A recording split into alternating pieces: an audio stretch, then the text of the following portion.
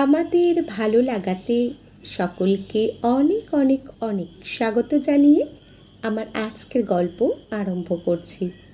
আজকের গল্প মন কেমনের গল্প। গল্পটি তাহলে শুরু করি। অমিতেশ দেখল ছবিটাকে, বিপাশার ছবি। বছরখানেক আগের তোলা বোধ হয়। কে তুলেছিল ছবিটা? রিমলি কি, নাকি বিপাশার ভাইয়ের ছেলে? অন্য কেউ হতে পারে, অমিতেশ তোলেনি। শেষ কবে অমিতেশ বিপাশার ছবি তুলেছে মনে করতে পারল না। আর বিপাশা এখন নিজেই ছবি হয়ে গেছে। আজ বিপাশার শ্রাদ্ধ শান্তি হচ্ছে। 34 বছর আগের একটা দিনের কথা মনে পড়ল অমিতেশের। আজ অমিতেশকে ভাবনায় পেয়েছে। 34 বছর আগে রবিবারের এক বিকেলে একটা বাড়িতে গেছিল ওরা। অমিতেশ, ওর মা, বাবা, বোন, ভগ্নিপতি আর বৌদি। রোগা পাতলা শান্ত একটা মেয়েকে কোণে দেখা আলোয় দেখেছিল সবাই। মেয়েটি তখন গ্র্যাজুয়েশন শেষ করেছে, রবীন্দ্রসঙ্গীতে তালিম নিচ্ছে। পরপর দুটো গান শুনিয়েছিল মেয়েটি, লজ্জা লজ্জা মুখে। গানের গলাটি অপূর্ব। সেই সন্ধেতেই অমিতেশের বিয়ে ঠিক হয়ে গেল। তার 2 মাস পর বিয়েটাও হয়ে গেল।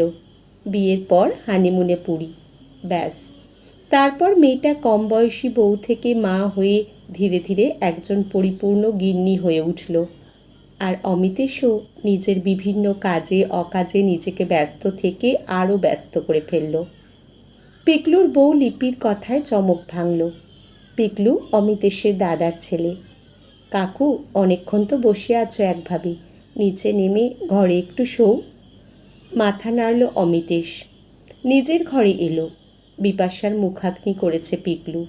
অমিতেশকে করতে বলেছিল অনেকে মুখাগ্নি, কিন্তু রাজি হয়নি সে।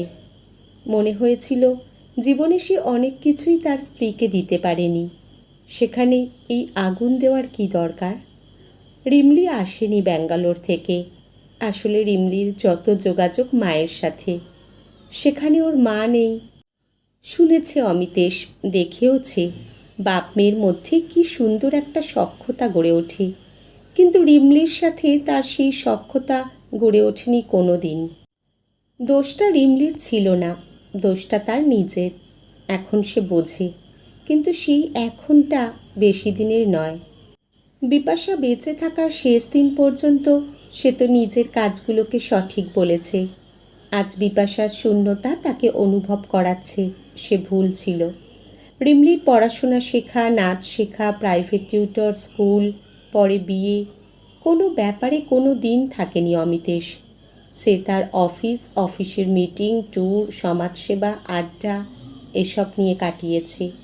কেউ জিজ্ঞেস করলে মেয়ে কোন ক্লাসে পড়ে, এটা বলতেও 2 মিনিট অনেক দিন ভাবতে হয়েছে অমিতেশকে। এখনও কি সে বলতে পারবে যে রিমলি কী নাচ শিখেছে, কত্থক না ভারতনাট্যম? সেই দেখতে যাওয়ার দিনের পর বিপাশার আর কোনো গান সে শুনতে চেয়েছে কি? তার কাছে একটাই উত্তর আছে, না। ঘরে এসে বুকটা ফাঁকা হয়ে গেল অমিতেশের। ড্রেসিং টেবিলে বিপাশার ব্যবহৃত জিনিসগুলো সব রাখা। দেখে মনে হচ্ছে যেন কোথাও বেড়াতে গেছে, একটু পরেই আসবে। কসমেটিক্সগুলোকে একবার ছুঁল অমিতেশ। আসলে সে বিপাশাকেই ছুঁতে চাইল, কিন্তু বিপাশা তো চলে গেছে অনেক দূর, সমস্ত ধরা ছোঁয়ার বাইরে। 13 দিন আগে বিপাশার যখন স্ট্রোক হলো, অবাক হয়ে গেছিল অমিতেশ। কি অসুখ ছিল, কি ওষুধ খেত বিপাশা, কোনো কিছুই অমিতেশের জানা ছিল না। 4 বছর হলো চাকরি থেকে অবসর নিলেও সে যে বাড়িতে থাকতো তা তো নয়। আর অসুখ বিসুখের কথা কোনো দিনও তো বলেনি বিপাশা, নাকি বলেছিল? ব্যস্ত অমিতেশের কানে পৌঁছয়নি। 2 বাড়ি পরেই পিকলুরা থাকে, ওরাই সাথে সাথে হসপিটালে নিয়ে গেল, কিন্তু ততক্ষণে সব শেষ। পরে লিপি বলল বিপাশার নাকি হাই সুগার আর হাই ব্লাড প্রেশার ছিল। 2 মাস আগে যখন রিমলি এলো তখন নাকি ডাক্তার দেখানো হয়েছিল, অথচ এসবের কিছুই জানে না অমিতেশ। জানাই হয়নি আজ তো একটা মানুষকে, 34টা বছর ধরে। আর এখন তো সেই সুযোগ না দিয়েই সে চলেই গেল। চলে না গেলে কি অমিতেশ বিপাশাকে নিয়ে এত কিছু ভাবত না। একটু তন্দ্রা মতন এসে গেছিল। লিপি ডাকছে, কাকু তোমার খোঁজ করছে সবাই, তুমি কি ছাদে খাওয়ার জায়গায় যাবে? অমিতেশ মাথা নাড়ল, যাবে। কাজের দিনই ছোট করে একটু খাওয়ার আয়োজন করা হয়েছে। একজন মানুষ চলে যাওয়ার পর মাছে মাংসে ভুরিভোজন করা এবং করানো দুটোর কোনোটারই পক্ষপাতী নয় অমিতেশ। আর পিকলুরা যখন জিজ্ঞেস করলো ছোটো মা কী ভালোবাসত খেতে, সেগুলো নিয়মভঙ্গের দিন খাওয়ানো যেতে পারে। অমিতেশ তখন আকাশ পাতাল ভেবেও মনে করতে পারল না বিপাশার কোনো পছন্দ। ছাদে উঠে অমিতেশ দেখল বাগচিদা, পার্থ, প্রভাতবাবু বসে আছে তারই অপেক্ষায়। কিছুদিন আগেও এদের দেখে মন ভালো হয়ে যেত, আজ কথা বলতে ইচ্ছে করছে না। কিন্তু ভদ্রতা এক বিষম বস্তু, অনেকটা বইয়ের মলাটের মতো।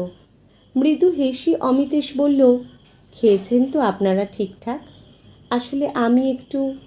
না না, ওসব নিয়ে ভাববেন না একদম, আমরা নিজেদের লোক, খেয়েছি ঠিকঠাক। তো যেটা বলার জন্য অমিতেশ তা... পার্থ কিন্তু কিন্তু করছে। তুমি বলো পার্থ, অমিতেশ বলল। আসলে অমিতেশ দা, এর মধ্যে আর আপনাকে বিরক্ত করিনি। এই কদিনে আমরা 5টা কুকুরকে উদ্ধার করেছি, তার মধ্যে একটি কুকুর প্রেগনেন্ট, আর ভ্যাকসিনেশনের কাজটাও কিছুটা বাকি। আপনি ছাড়া আমরা অবলা কতটা অচল তা তো জানেনই।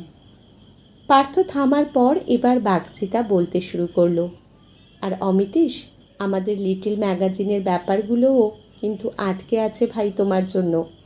বৌমা এভাবে চলে গেল, এই শোক তো ভোলার নয়, কিন্তু যত ভাই তুমি কাজে কর্মে থাকবে তত তুমি সামলে উঠতে পারবে। এক্ষুনি বলছি না, পরশু নিয়মভঙ্গের পর্ব মিটুক, তারপর আরও 2-4 দিন গেলে একটু ক্লাবে আসো ভাই, একটা মিটিং ডাকি।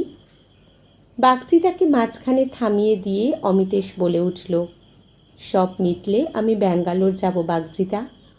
পার্থ, তোমাকেও বলছি ভাই, আমরা অবলার সেক্রেটারি পদ থেকে রিজাইন করব। তোমরা এবার সামলাও। বিপাশাকে তো 34 বছরে কোনো সময় দিতে পারলাম না, ও তো চলেই গেল।